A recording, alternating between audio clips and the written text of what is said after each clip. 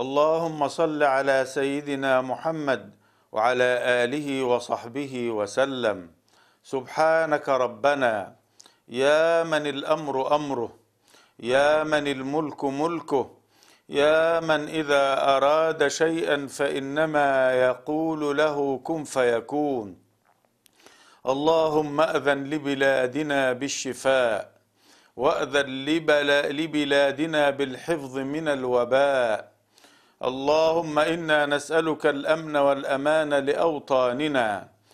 اللهم إن نبيك إبراهيم دعا وقال: رب اجعل هذا البلد آمنا، فأمن بلادنا وأمن أوطاننا وأمن أهلنا.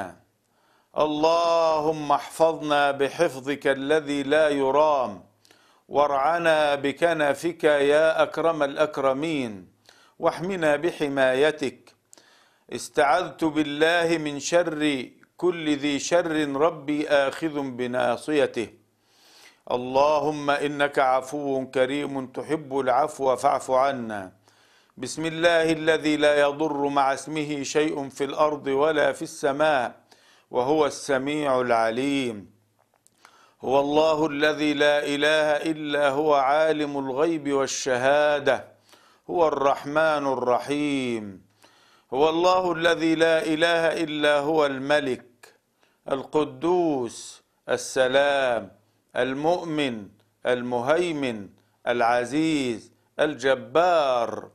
سبحانك ربي، أسماؤك حسنى وصفاتك عليا. أنت الخالق وأنت البارئ وأنت المصور، يسبح لك كل شيء. نحن نسبح بحمدك، نحن ندعوك آناء الليل وأطراف النهار. أصوات الأطفال إليك صاعدة، وبكاء الأمهات إليك ضارعة، وقلوب الآباء إليك متوجهة. اللهم فارحم ضعفنا واجبر كسرنا. اللهم إنا نسألك العفو والعافية، ونسألك اللهم الخير لأوطاننا والوقاية والحفظ لها يا رب العالمين.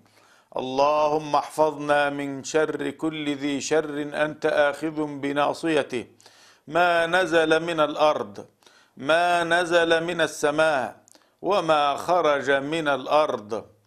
قل أعوذ برب الناس، ملك الناس، إله الناس، من شر الوسواس الخناس، الذي يوسوس في صدور الناس من الجنة والناس.